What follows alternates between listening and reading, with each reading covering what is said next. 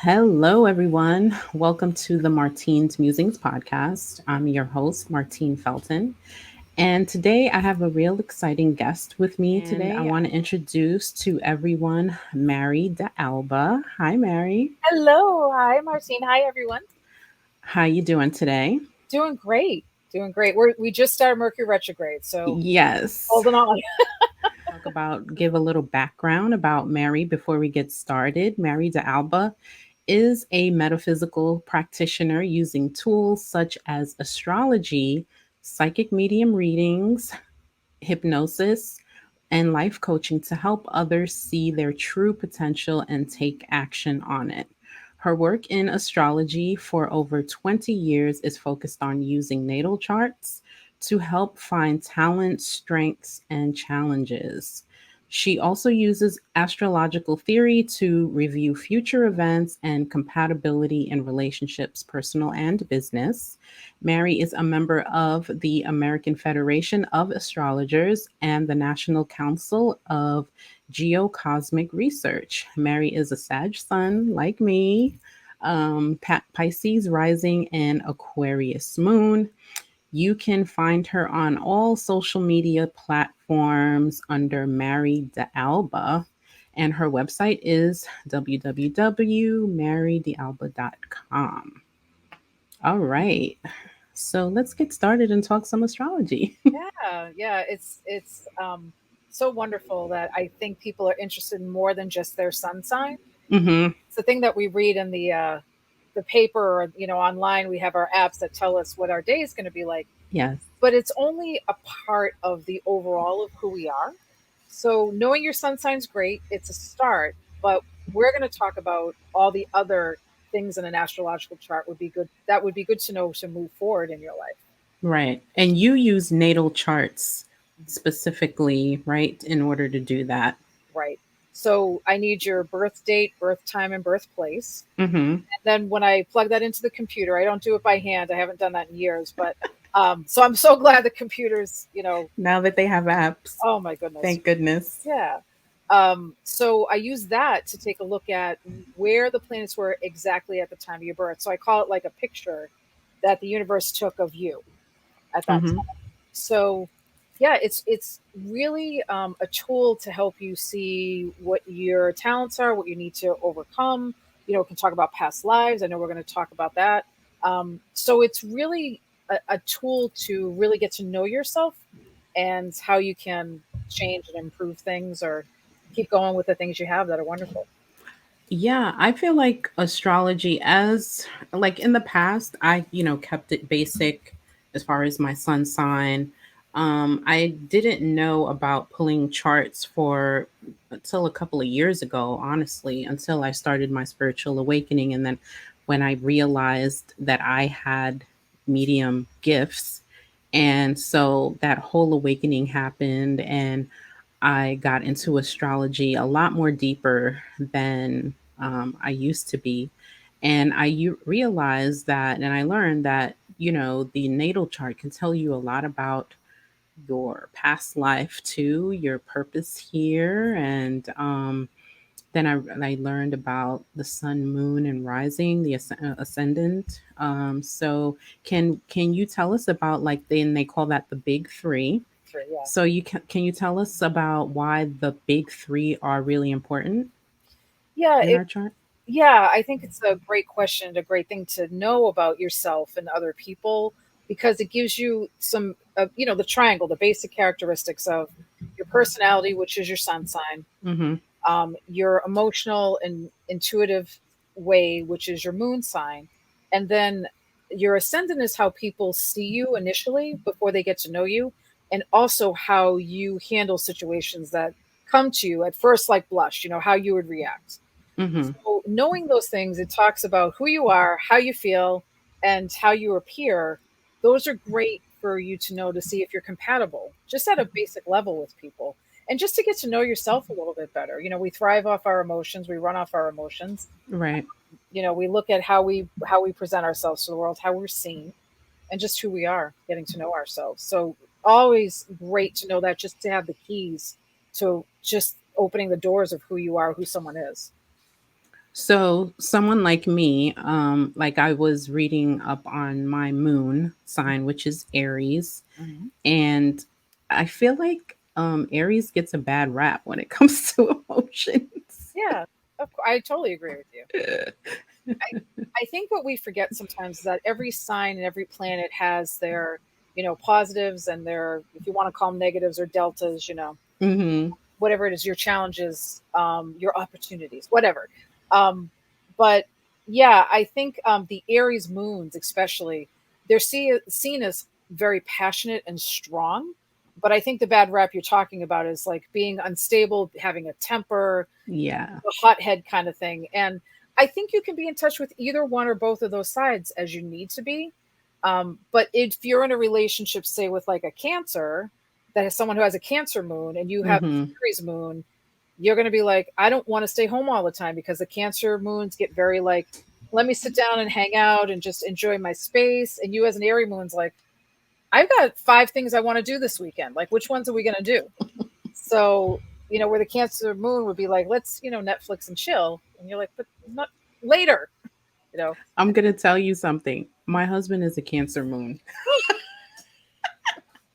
That's fabulous. See, that's the thing about charts, is that there's a lot more that goes on in the charts Yes. than just those, but also you've learned to work with it. And that's part of it, as our charts Hmm. are designed for us to understand ourselves, not necessarily changed, but to Yeah. understand ourselves and our people. So he's got a Cancer moon. He must love his home. He does. He's a Libra sun, Cancer moon. What's his rising? I forget. Yeah, I forget his rising. But anyway, yeah, he does love his home. love his home. Yeah. Yes. Yes, he does. So So what point on the chart can we find out about our soul purpose? So a place I usually look at for that is a place called in your chart called the midheaven, which is the ruler of your 10th house. And Okay. midheaven is like your highest point in the chart. So it really is your higher purpose, your higher goals, what you should be doing in the world. Um, Hmm. so someone like you, I actually have your chart here, Martine. Yeah, you can talk about it. Yes, if you don't mind, thank you for. No, no, absolutely. So your midheaven is Sagittarius, and someone with a Sagittarius midheaven has to be communicating and teaching, has to be Mm, out there bringing messages to the world of higher purpose, because the Sagittarians are always thinking about, the bigger concepts in the world, philosophy and religion and things like that. So you have to be doing work that is connected to those type of things to really fulfill your life's purpose. So you may be looking at this podcast as a teaching tool for you. So that's yes. really nice. But yeah, Sagittarian midheavens are here to um, be fiery, because Sagittarians are very fiery, as we know, as we're both. Right. But it's also passionate in the things that you believe in, and That is so true. yeah, That is true. mhm, Because my past is I've worked in corporate America forever and a day, and I'm still there. But right now, as it stands, my job is ending at the end of this year. mm, So I find it to be a gift and a curse because I do want to be self-employed. I do want to work for myself. I want to build my client base and do my Reiki healings and this podcast and my readings and things like that. But it's like, right, will I really be able to create a livelihood from that and still maintain my financial responsibilities? And so I have up until now, until December, to kind of, get that up and running yeah, because I really can't see myself doing another corporate job. yeah, yeah. I ran screaming from corporate about 10 years ago, so I get it. I get Yes. Um, wonderful. We need people in corporate, but I just am not one of them. Me neither. I'll just run my own business. I'm good. But Hmm. that's an interesting idea or thought, because when I look at your chart, um, I see in the 10th house, which is all about career and reputation and the Hmm. things that you want to be known for. So when you talk about life purpose, I'm not sure like what's going to happen after that. I go into your 10th house and I say, okay, she's got Jupiter in there, which is the planet of luck and expansion. You've Mm-hmm. got Mercury in there, which is, communications. Communications, yeah. And then we've also got Venus in there. Okay. They're Which all is, what is that? Venus Love is and money, love right? and beauty. Yeah. Love and beauty and money. Okay. So that is in your 10th house of your career. So you should be doing things where you're expanding people's minds, expanding, Yeah. your practice working with women, or working with the feminine, the female issues, just things in that respect. Right. And then also communicating. So this is perfect, a podcast, but speaking and being out there, helping people find their messages. So Mm. that's all in your 10th house of career, and then your midheavens in Sag. Yes. So this is all part of who you're supposed to be. Okay. I mean, I pretty much know that based upon all the readings and all the just everything that I've come just to intuitively know and see and experience, right? Hmm. It's just it I can't see beyond what's in front of me right now. Yeah, And sometimes a lot of times we want to know what the future holds. We want to know what's going to happen next. Am I doing the right thing? And I know I'm on the right path. totally. I'm just anxious to know what's going to happen next. Yeah. Well, here's the interesting thing I want to tell you, because I Mm-hmm. just looked at your chart again. So as Mm-hmm. an astrologer, I look at the 10th house. So folks, if you have your charts at home, you can look at your 10th house and see what's going on in there Okay. and what's ruling the 10th house. The other thing, which is the next kind of thing that you mentioned, was about making a living at it and coming out of the corporate world. And I see why when I go into your chart, you have an asteroid or a minor planet called Chiron. Have you ever heard of Chiron? Yes. Okay. Your Chiron is in your second house. Your second house is all about your money, possessions, how you make money, what your value is that you bring to the world in work. So Chiron is the wounded healer. Mm-hmm. Chiron had to, long story short, um, the healer of the world got hit with a poison arrow that he could not heal, and he had to Yes. die in order to be released, so that he could, you know, be transformed. So, with your Chiron in your second house, there is a wounding or a worrying around how you yourself, because it's in Aries, how you yourself make your own money. That's Mm-hmm. what it is. So if you heal that, so if you start your own business, you study it, you help other people with their businesses, even say, right? Right. That's a healing of Chiron. And then you do that, then you basically have transformed your life and can teach people the things that you've struggled through. So it's like, we go through baptism by fire, if you want to say, Right. learn everything we need to know there, and then we take it to others so that they can be healed. But you healed first is like the most powerful thing. So it's having you understand and believe how you can make your own money without relying on a corporation or something like that. So Yeah. that was the next place I went. I'm like, let me look at her money, because she's talking about money, and then I saw Chiron and I'm like, oh, there it is. Yeah, that is where I'm at. That is, I feel like that's the major, I don't want to call it blockage, but in a way it kind of is Yeah. for me. And that yeah, I'm going to work through that. I'm definitely going to work through that. It's in the sign of Aries, so that's why I said to you, you have to be the leader, you have to be the person who is in charge, or at least driving Mhm. what's happening. So yeah, have you overcome that, and that's what you know just does everything in a different way for you. It flows easier. Um, it was really interesting to see it sitting there, because it's like, oh, it's a fear we all have. We all have Chiron in our charts. They all sit in different signs in different places. Mhm. So everybody has a wound that they came in to heal in this lifetime. It's just part of our growth. So Chiron's Yeah. a really great place to see that, is to see where the wound is, so that if you heal that, you change everything around you. And more, for more people. We don't live in a vacuum by ourselves. We have all these other people we affect. So Yes. yeah, Yeah. yeah, I feel like, I mean, I am getting a little bit more confident as time goes on with that, with the whole entrepreneurship and letting go and walk. You know what I mean? Because as time goes on, I'm gonna have to, like, there's gonna be it's like now spirit is like it's now or never, girl. right, right. Yeah, and I think that's a key point that we need to remember, like in our lives, because it's such a good point. Mm-hmm. Because spirit's going to keep going.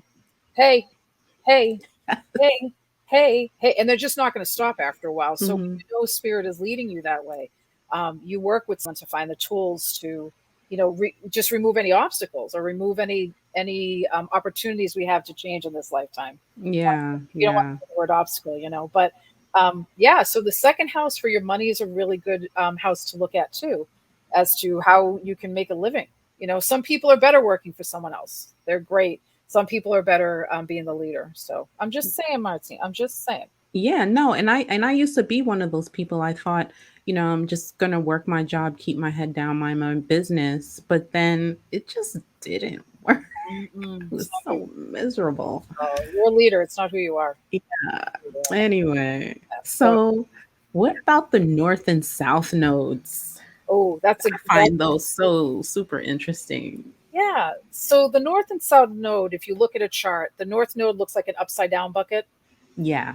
and then the south node looks like a right side up bucket. So it looks like this. Mm-hmm. Um, they are opposing in everybody's chart. So no matter where your north node is, the opposing sign is the south node. So if you know, for example, if you know your north node is in Taurus, then your south node is in Scorpio. Scorpio, yeah. Mine is Aquarius.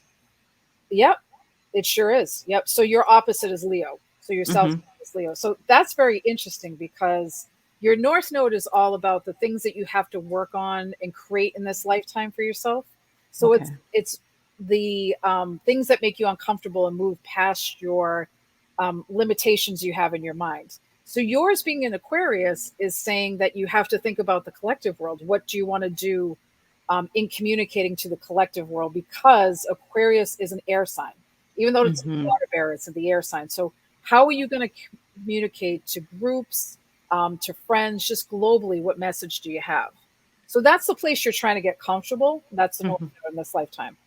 The south node is what you brought in. I call it like a bucket you're carrying in, and it's a place you're super comfortable.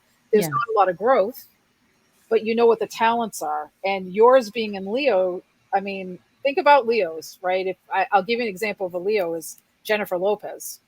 She's Leo, Yes. right? I She's have I have lots of experience with Leos, but that's another conversation. Relationship experience. yeah. Go But ahead. you're bright. You're out there. You know that you can attract a crowd. You can perform well, whatever that means. So if you're doing something off the cuff, you can do that really well. Um, it's You're supposed to be bright and the star of the show. Mm-hmm. Like I said, think Jennifer Lopez is a perfect Leo. Yeah. Madonna's another one. Madonna's a Leo, Yes. right? So I don't need to say you say those names. You got what's going on there. So, but that's where you're The comfortable. star of the show, Star Leo of the the show, star. Yeah. right? Ruled by the sun. So, Exactly. So looking at those two pieces helps you see how you're balancing out. So one side is like I'm comfortable in front of people. The other side is, but I'm not so sure if I'm comfortable with bringing in this global message that I feel like I have. And right. that's what you Yeah. have to get comfortable with Yes. in your work. There's a lot of times, and there are times where I don't really give a shit. I'm like, I have this message to come across. I'll get intuitive messages or channeled messages, and I like I said on my TikTok the other day, like last week, I have journals full of messages that I just write them down and then I never share them Mm-hmm. with the collective.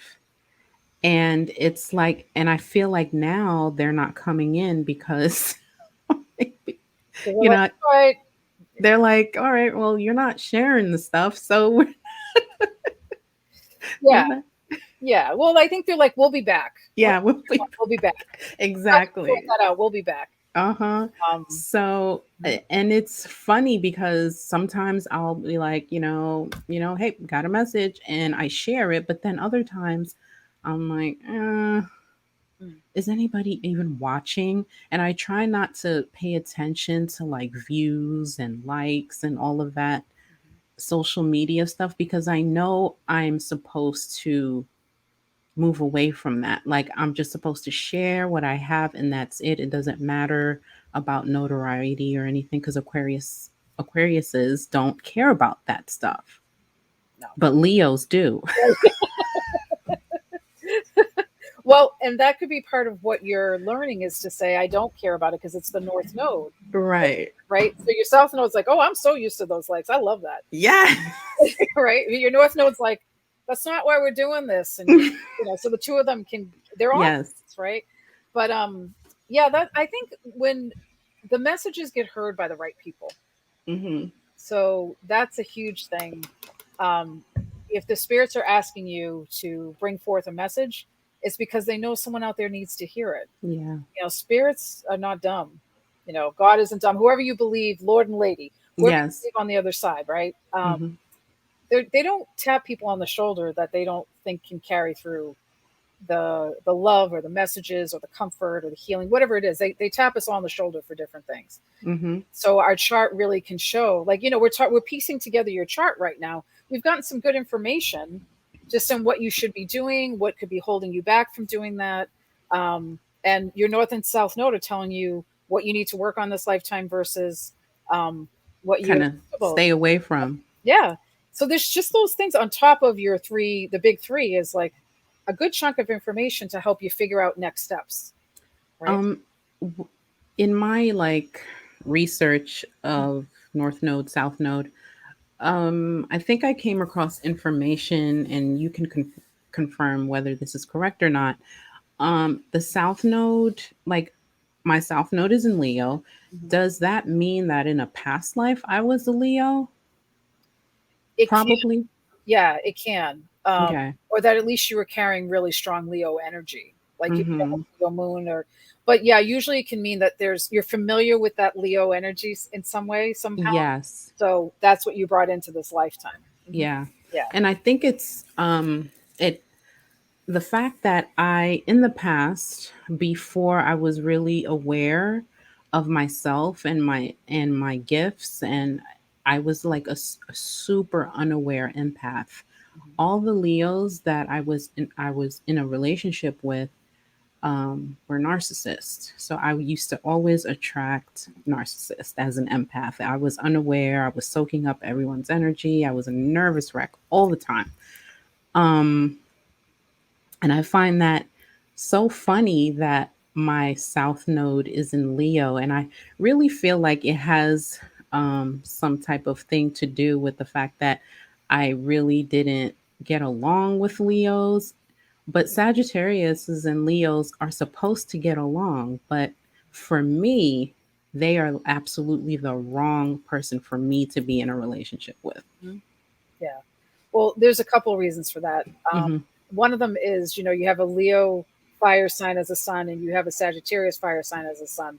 And like you Hmm. said, the sun isn't everything, but you're going to clash just in personality alone because Leos are very fixed signs. They're very like, this is my decision. Unless they come to a different decision on their own, Hmm. they're very fixed. Sagittariuses are more what we call mutable or Right. flexible. We go with the flow. Like we can do something or we can not do something. It's fine. Where Leos, and we can make decisions on our own or have someone like work with us on a decision. Leos Hmm. aren't like that. So when we're the flexible ones and the Leos aren't, that's where we keep flexing around them. And they're like, yeah, that's the way I want it. That's great. But that doesn't always work for Yeah. the Sages, right? And yeah, I mean, the whole piece about narcissists and empaths, that's just so, um, it's so true. I think narcissists see what the empath can offer as far as healing, and they get drawn to it. Yes. Meantime, the empath is getting like sucked dry because there's no Literally. yeah, there's no thought about like, well, I shouldn't take all from this person, but I need that healing so much that narcissist just sucks it away. Hmm. So yeah, we got to be careful of that, and that can also tell us in our charts like what our Venus is, because our Venus sometimes gives us the idea of people that we're dating. Okay. Yeah, Okay. your Venus is in Sagittarius, so you like to have a good time. Yes. People, you do. Your love has to be fun and exciting and just very deep with somebody because Sagittarians like to get real deep and pick at your brain. No details about that. So, Hmm. um, if you meet someone fun, and they're saying all the things that you want them to say, and they can keep up with your Aries moon, you're like, oh, great. But sometimes the rest of their chart, they're a narcissist, you know. So, but they, how narcissists work. They kind of, Yes. blend to, They blend to kind of they'll like assimilate yes, it's a good. with their with whatever relationship they're in right now at the moment. They'll just blend in just to blend in and maneuver their manipulations within that that Yeah, crowd. it's so, yeah, it's crazy. You can look for wounds around that kind of stuff. Like the first house is all about who you are, and so if Mhm. you see like a Chiron in there, or like it depends on where Chiron's at, what sign Chiron's in, but a lot of times, like the first house is a place to see where your own inner stuff is happening, and then the seventh house of relationships to see how people interact with people. That can tell us a lot too. Oh, Yeah. what's in my first house? Let's see. Let's see. So first house, you have Mars and your moon. So Mars is in Pisces, though it's not an Aries, which that would even make you stronger. But Mhm. having your Mars in Pisces, you like to hear both sides. You like to kind of go off of people's emotion, or present their emotions. So if you're trying to help two people get along, you might say, like, if it's a mother and a child, you're like, you love your son, and you say, you love your mother. Like, you go for the emotions Mhm. to try to make things work and to negotiate. And your work has a creative flair to it. Whatever you're doing has a creative flair. Yeah. Um, and then we know about your Aries moon in the first house. So the first house is who you are. People see you as a leader. And I'm not saying people are afraid of you, but the people that love you might be like, oh, I don't know if I want to tell mom that. Or I don't know if I want to tell her that, you know. Because you react. I mean, you Mhm. react, and you'll react like mama bear, or you'll be like, we need to talk. Yeah, It that can is so true. That is so true. Most of the time, I'm reacting like Mama Bear because I have three daughters, and like, mm-hmm, yeah. And that's just who you are. That yeah, changing that. That's who you are. Um, and that's that's who you're going to stay. I mean, yeah, that's really what you gravitate towards. So, looking at the 12th house, which is all about past life lessons or past life karma that comes in. yeah. What's interesting in your chart is you have your North Node in Aquarius in the 12th house, and it's also close to an asteroid that I like to look at called Vesta. And Hmm. Vesta is about keeping the fire, the sacred fire, inside a flame. So if you Greek, a lot of astrologers work off of Greek mythology, which I'm one of them. And so the Vestial virgins, if you think about what they did, they kept the temple fires going so Hmm. that people who are coming back to town or soldiers coming from battle could go in and light the fire so that they could bring it home and light their own fire to be warm. Okay.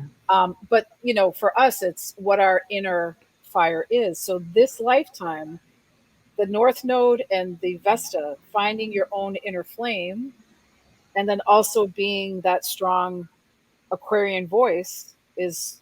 I think a lot of your work, when I keep looking at that, has to do with, feminine issues, female. I'm not saying necessarily, she's, but folks that, um, gravitate towards the feminine side. But yeah, I do. I have a strong affinity. Speaking of, the divine feminine, I have a strong affinity to studying the divine feminine. I love Mary Magdalene and her story. Um, and I just my last podcast episode was talking about the divine feminine and different goddesses and deities, like the truth about it, because a lot of times people think that, the feminine energy is just about love and life and receptivity and creativity. But, there is a strength and warrior energy to her as well, Mhm. so yeah, I did a whole talk about that. So I do have, there is some way that I do want to work with women. I just don't know what yet. Yeah, I don't know how that's going to happen. yeah. Um, Keep looking at the Aquarius traits: Mhm. communications, groups, speaking. Yeah, that kind of stuff. Writing a book, writing a blog, right? Whatever way you can get the message to the world that is like you really shouldn't have a ghostwriter. I don't think they'd get it. Like I think you should write your stuff. Yeah, yeah. I've written. I do have two books that I self published on Amazon myself. Yeah. Yeah. Well, so people can go to Amazon and find those. But Mm-hmm. you have more in you, you know that. You have more. Mm-hmm. But yeah, you're the communicator, and you're the communicator for women, with women, or again with those who identify in the feminine. Um, so yeah, this is work that is supposed to be worked out in this lifetime. That is so amazing. This is just really great information, and I really want to thank you for providing me with it. As you know, like I told you at the beginning, I am learning astrology myself, but I am like a fresh newbie. And so all this information is really great. And I hope that it helps someone out there as well, other than me. Yeah. So, what is there anything else that you wanted to touch upon? You Um, think? I think the most important thing is knowing your chart. And listen, Mm-hmm. it's a lifelong study. I study astrology still all the time, and I pick up new things all the time. It's, we're all, I think, newbies. You know what I mean? Yeah, we're all students. We're all students, yeah. So, knowing your chart, learning your chart, understanding yourself is the greatest steps to your healing. Mm-hmm. It's a great tool. It's a fun tool. A lot of people you can talk with astrology with people if you have questions, and I just think it's a really fun tool to use. It's more than just your sun sign. You have so Yeah. many keys to unlocking what your true self is. So Yeah, definitely, for sure. find your chart, find out what it's about. Definitely. Yeah. And people, just in case, there's a free the Cafe Astrology is one of, Yep. if anybody out there, if you can pull up a free chart if you want to. That's one of the sites that I use. I also use Astrograph. Yep. Astrograph is a great one too. Yeah, Yeah. astro.com. Mm-hmm. That. So yeah, Yeah. there's a lot of good programs out there for the free ones, and Mm-hmm. yeah, and then you can Google my Venus is in Scorpio in the eighth house. What does that mean? Oh yeah. But yeah, it's if you want more clarity, it's always good to see where transits are coming and what's happening and what you need to focus on for that time frame. And it's you know what's coming, and then you can change how your reaction is to it. Yeah. Yeah. Yeah, for sure. Thank you for joining me today, Mary. I really appreciate it. You're welcome, Martine, and thank you, everyone. All right. If anybody wants to reach out to Mary for her services, again, her website is marydealba.com. And I want to thank everyone for listening and watching here on YouTube and listening on your podcast platforms. And I'm Martine Felton. Again, thank you for listening and watching Martine's Musings podcast. And I'll see you next week. Take care.